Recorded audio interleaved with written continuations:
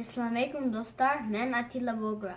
Bugün sizlarga Lego'dan ko'rsataman. Bu mashina.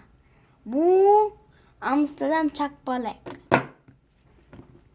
Bu bizning maktab. Bu kal'a. Bu moto. Bu kamera. Bu Froggy.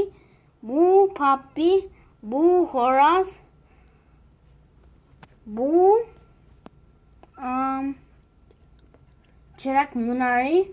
Bu kime?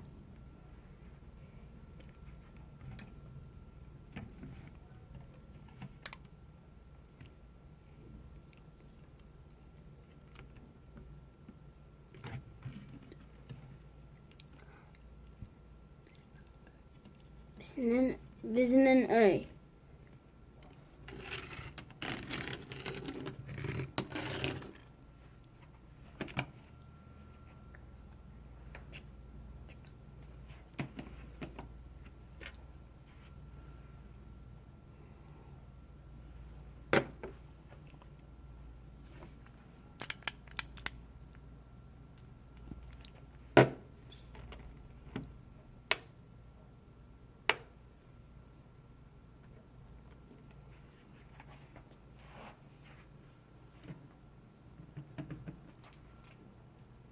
Bularni 400 parça Lego'dan tizdim.